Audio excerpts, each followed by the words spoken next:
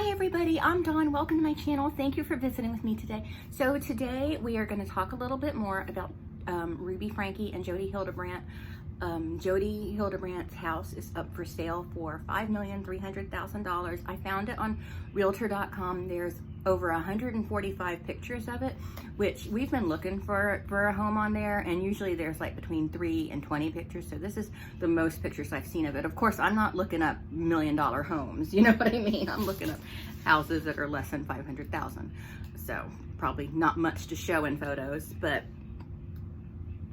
I found a few photos that I believe are the panic room that is behind the locked door, the Liberty lock. But yeah, so I'm going to insert those photos right here.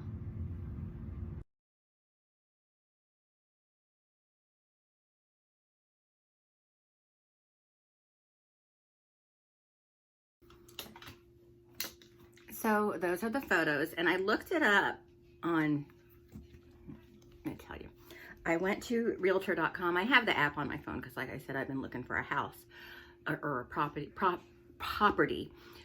but I pulled it up easily. I just typed in Ivins, Utah in the search, and I put in a ridiculous amount of money for the minimum. Like I put in like 4 million to no maximum, and only 2 houses came up for Ivins when I looked it up. So it was this one, and that's her house. And you can go in there and you could read all the details about the house. There's a 5-car garage. The homeowner association fee is only $58 a month. Wow. But I went and I looked at all the pictures. There's 148 photos in here, and it's on the outside, to me, it looks like a bunker, but inside, it is gorgeous. It really is gorgeous. But I wonder who got the house set up for her and everything, because she's gonna do time. I feel it in my bones. She's going to do time. I know that, so I haven't talked about them since they both made their plea agreements, but I'm going to kind of make a prediction here. I don't think that they're going to be treated as harshly as we all think they should be treated. I think that's wrong. I think that we need to start treating these people who would hurt kids severely. We need to start making examples of them and just show the world, you know, we're not going to tolerate this, because we're showing people we tolerate people that hurt children.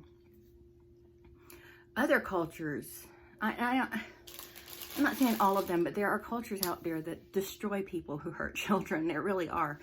But so they're going to get credit for time served. They are going to serve consecutive sentences rather than concurrent, which means it's not stacked. Like with the concurrent it's stacked, but with consecutive, it's one right after the other. So that's good. Now the plea agreement was for the 2 of the 6 charges to be dropped, both for Ruby and for Jodi. Ruby's was for 2 of them to be dropped, plus she would testify against Jodi. Jodi's was to drop those 2 charges, and probably with the hope that Ruby wouldn't be testifying against her.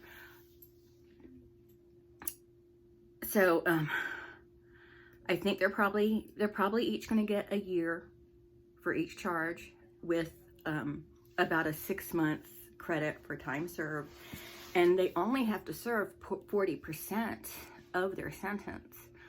So, you know, that's really not a lot. That's, let's say they get 4 years. That's going to be less than 2 years, plus subtract that 6 months. You know, they're really probably not going to get a lot at all. Now, they'll probably get probation when they get out. And there are probably, for Ruby, there's going to be some stipulations as far as her contact with her children go. But I just don't think that they're going to be punished, sentenced as brutally as we think they should be. Because I'm with all of you. I know a lot of people get mad when I say that. I'm with all of you. I agree. They need to be put away for the maximum. I absolutely agree with that. It's just not going to happen. It's not going to happen. I absolutely think it should happen, but it's just not. It's not. And there's the question about with Jodi pleading out, and so her sentencing and Ruby's sentencing is going to be on February 20th. I remember it so well because it's my birthday. And from what I saw online, they're going to be a half hour apart. I think Ruby's sentencing is first and then Jodi's. So they're going to be 30 minutes apart, facing the judge. But I think that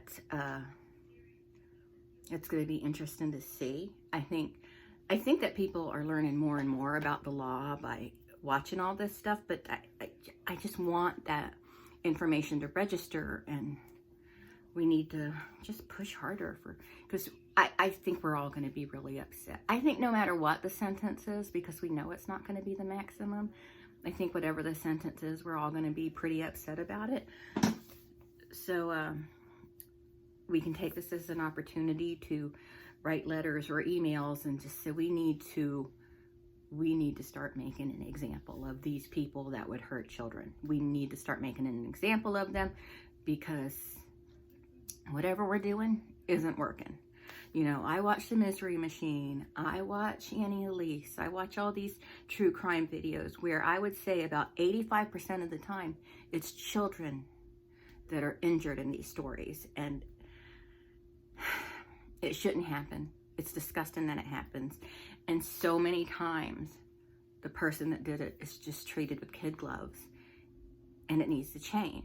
It really needs to change. But yeah, they're probably gonna get the minimum. They're gonna get credit for time served, and they only have to serve 40% of whatever their sentence is.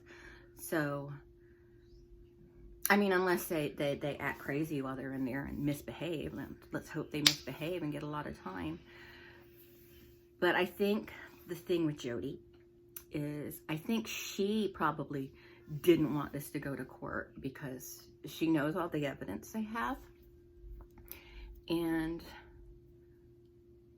you know, in collecting the evidence, you know, it was taking so long.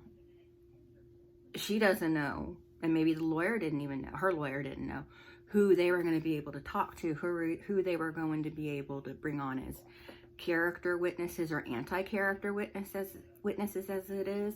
It was looking like they were going to be able to use Jesse's testimony, even though prior acts are not usually admissible because it relates directly to it. What did I read? I read because it relates directly to what happened to the young boy.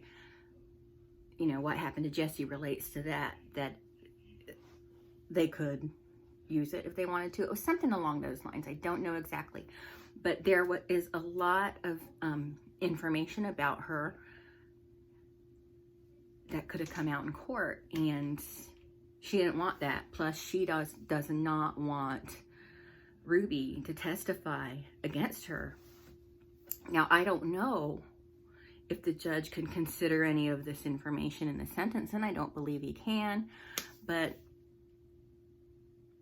you know, ultimately, I guess we just have to wait and see what happens and keep our fingers crossed that it's at least something, that they get at least half of the maximum. So at least, let's see, that they get at least 12 years each. I really don't think it's going to be that harsh. I don't think they're going to get that much. And then I think about Ruby's kids, because my guess is they still love her. They still want her as their mother because that's all they've ever known. So what is this doing to them? And are they all, even the two middle children, the older girls, are they all in therapy, or are they all talking to someone to get through this? Because it can't be easy for any of them. And we have to think about them too. What we all see as CA, they may not see it that way. We know Sherry sees it that way. We don't really know what Chad thinks. But we all see it as CA because that's what it is, but those children may see it differently. And we have to try and understand how those kids may be looking at this and how they're feeling. And, you know, now that they're free from her grasp, they may all, because the 2 middle children are old enough to be on the internet and stuff, and they're getting on here, maybe reading all these horrible comments people make about them. And granted, they deserve it, and I'm not saying they don't deserve it, but people saying what they're saying about Ruby and stuff. Again, granted, she deserves it, but the children may be seeing this, and their opinion is going to be skewed because they may not look at it that way. And we just really have to think about them and how they're seeing things, and, you know, just kind of consider their feelings. Because this case is big, and it's probably going to affect them for a very long time, no matter what happens. Because even if Ruby doesn't get any prison time, which she better, but if she doesn't get any prison time, she's probably not going to be able to be around the children that are under 18, and those children are going to have to understand that. And Kevin may not get custody of them either, you know, because all of the stuff from the 8 Passengers channel may not be admissible in the criminal court had this gone to trial, but that stuff would be admissible in family court. So I don't know what these kids are going through, and I really feel for them. But I'm gonna go. I just wanted to kind of ramble about it a little bit. Some bitch posted on the video once that I was rambling, and I'm like, yeah, bitch, that's what I do. I ramble.